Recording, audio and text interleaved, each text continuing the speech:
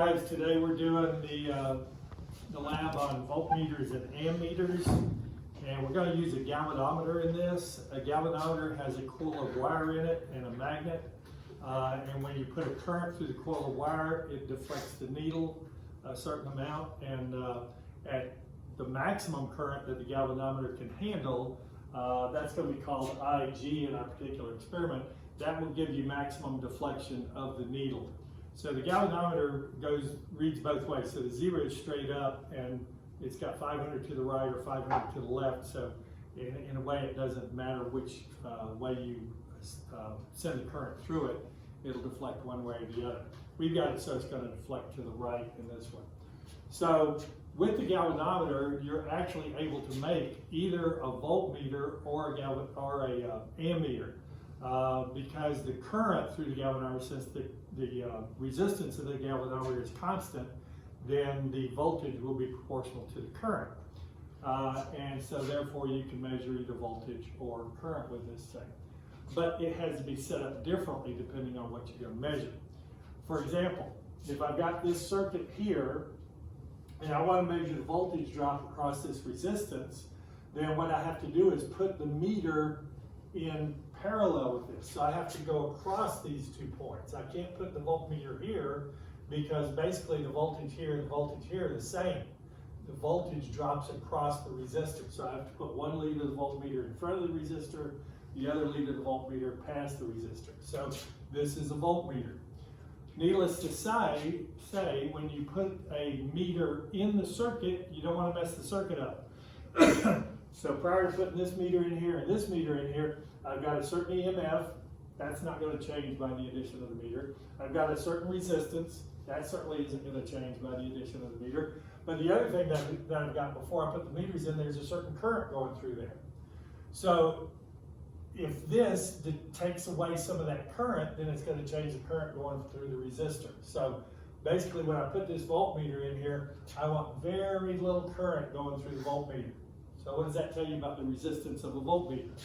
It's going to be very high. Likewise, take this voltmeter out of the circuit. Now I want to measure current through the circuit. So I put an ammeter in the circuit. Well, again, I don't want to change the current by putting the ammeter in there. Well, what would cause the current to change? Well, I've got a resistance here, and I've got this EMF. I've got this resistance. If this is a resistance, that's going to drop the current, right? Because the total resistance in this circuit now is going to be this plus that.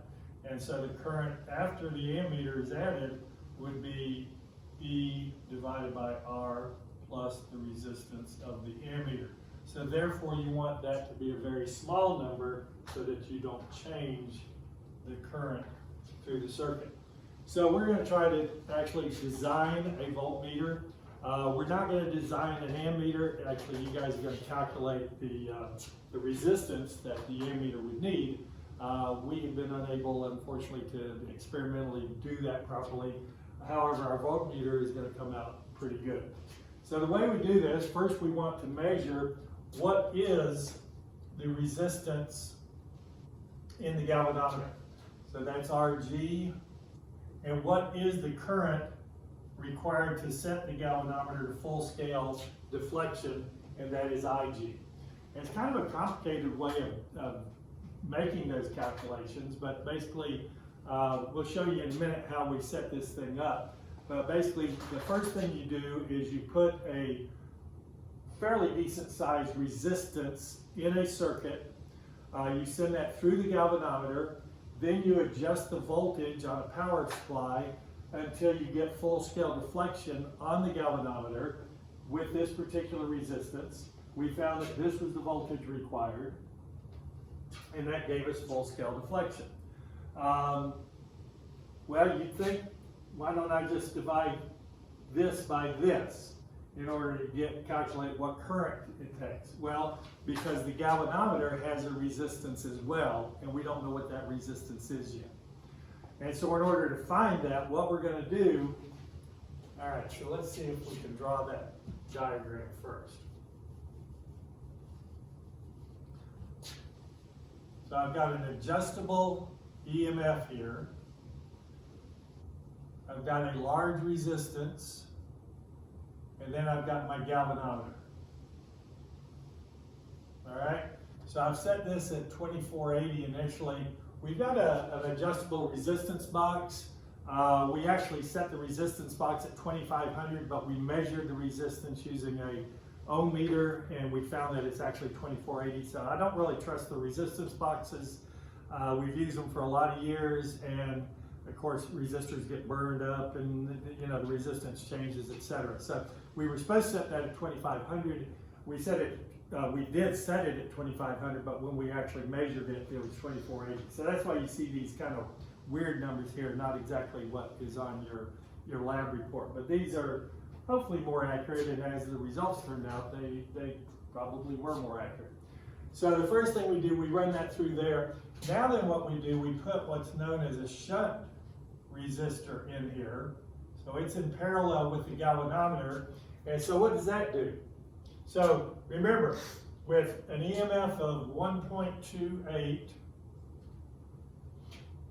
and a resistance of 2480, I got full scale deflection on this galvanometer. Now I put this shunt resistor in there, that's going to bleed a little bit of that current off of there. So that's going to reduce the amount of current going through here. So that's going to not be at full scale deflection at that point.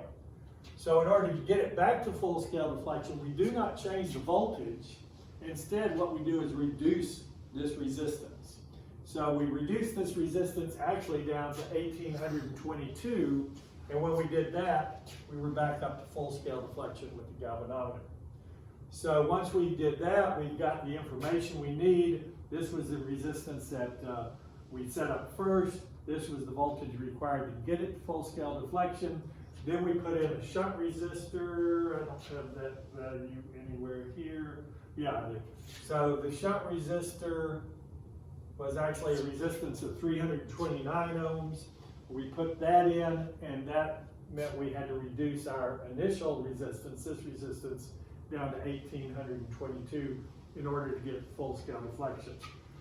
The lab gives you a calculation in order to find out what is RG. That is the resistance that is in the galvanometer, and that's equal to the shunt resistor times this R1 minus R2 divided by R2.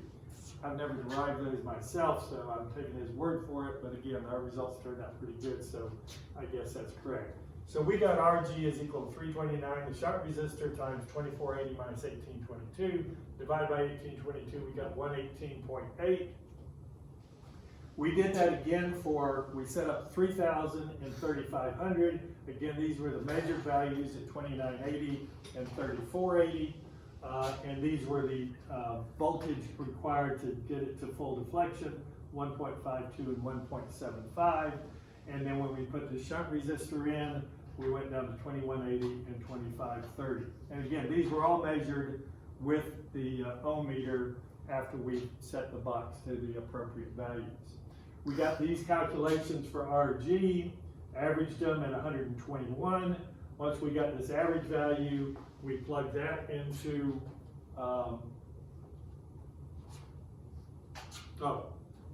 plug that into here. So this is RG, the average value that we had.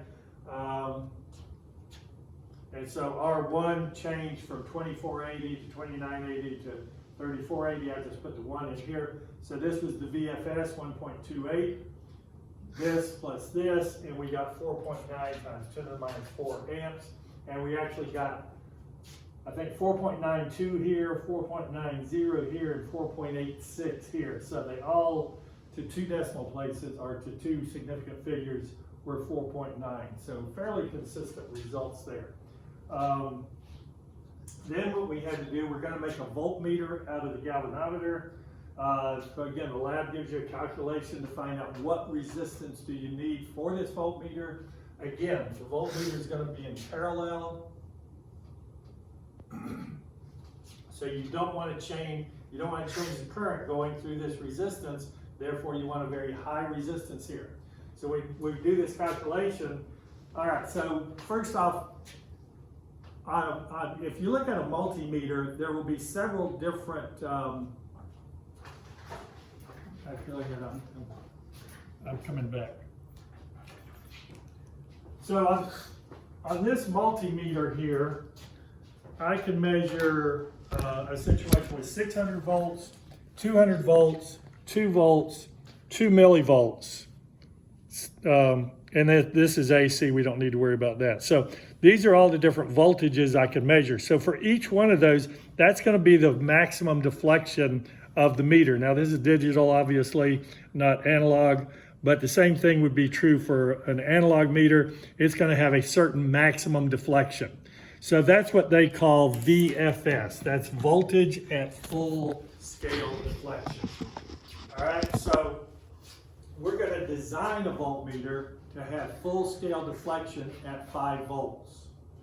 And so in order to do that, the resistance that we need is whatever full scale deflection we're looking for divided by the current that gives you full scale deflection with this particular galvanometer. And then after you divide these two, you subtract from that whatever the resistance in the galvanometer is. So VFS, we're going to make a voltmeter that will have full scale deflection at 5 volts divided by 4.9 times 10 to the minus 4, and then we subtract 121. After doing that, we got 10,083 ohms for our voltmeter. Again, this is a high number, that's good. Now, obviously, this would not be good for measuring voltage across a 5,000 ohm resistor because this is not that much greater than 5,000 ohms, so you're going to drain off some of that current.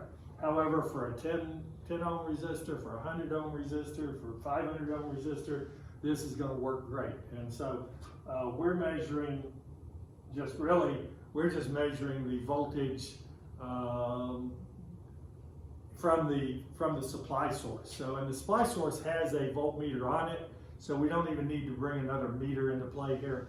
We just use the supply source's voltmeter and compare it to ours. So the next part of the project here, we're going to hook up that voltmeter. Are you over here? So our results were very good, as you can see.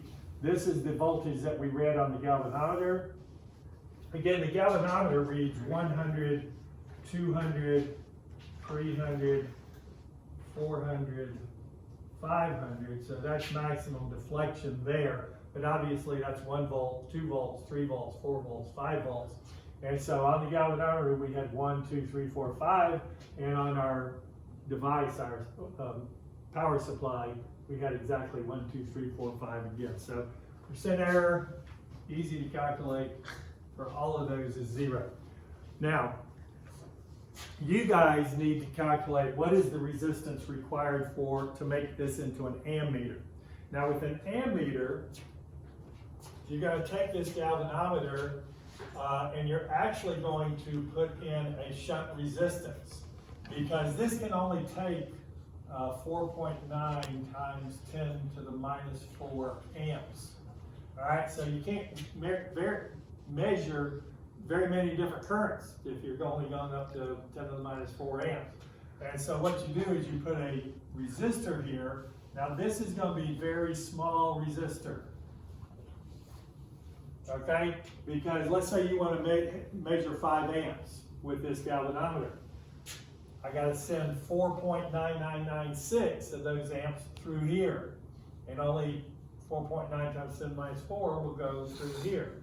So you're sending most of it through this resistor here, but since this is approximately 100 amps in the galvanometer, when you do the calculation, you want to calculate what this resistance is going to be that we would actually put in parallel with the galvanometer in order to turn it into a 5 amp ammeter. All right, we're not going to make the 5 amp ammeter, but you can calculate what the resistance is. All right, let's show you now our setup for the experiment and kind of show you the steps we went through.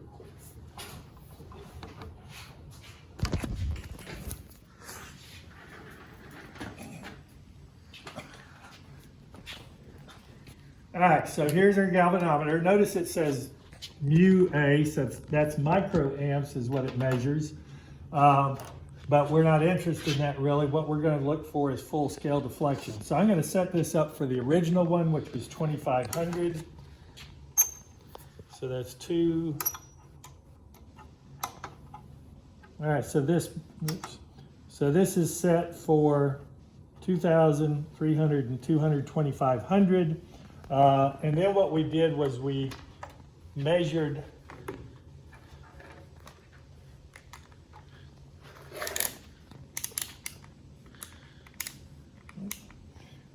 we actually measured what the resistance was in this box, and you can see 2.48, so 2480. So that's 2.48 kiloohms or 2,480. Once we got that, we hooked this guy up. So now then you can see the wire is going from here through the box and through the galvanometer, just all in series. This resistor here is not connected yet. We're going to connect that later. Now we turn this guy on. And you see the deflection there. We're going to increase that.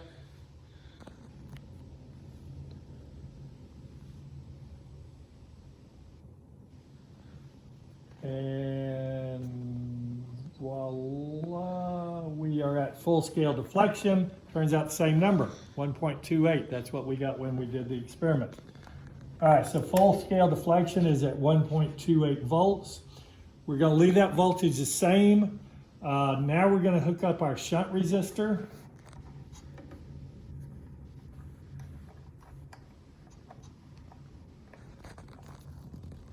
All right, so that's connected. So that's going to bleed off some of that current. So now when I turn this back on, and I still have 1.28 volts, notice I do not have full scale deflection. So in order to get up to full scale deflection, I'm going to reduce this resistance here. So drop 200, drop 300, that wasn't enough. So I'm going to leave, I'm going to keep that 1,000 now, then I'm going to raise 1,000 there, drop 2,000 there, and drop another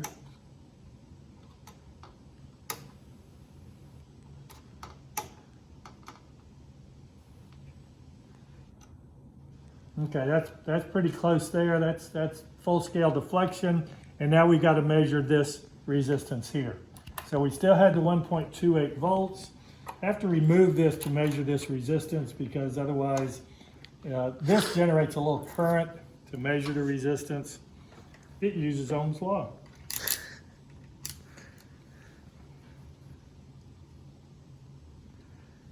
And then we measure this.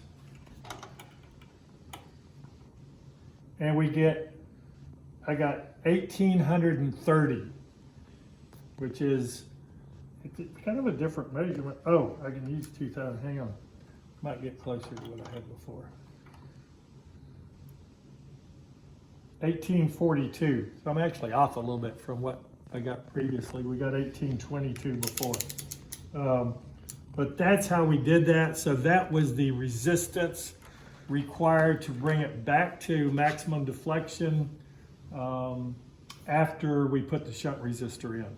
And we just did that three times? Yeah, three different initial values of the resistance in this box. And so we just repeated the same process 3 times. Hopefully this is all you guys need to figure out this experiment. We're going to video, you got time to do the other one this afternoon? So we're going to do the last one this afternoon. James will probably get it out to you guys today sometime. And hopefully you guys can get them in as soon as possible. So y'all will be through with the lab, and then James will be through grading labs before finals. So have a good day, and I'll be talking to you guys in about a half hour from now.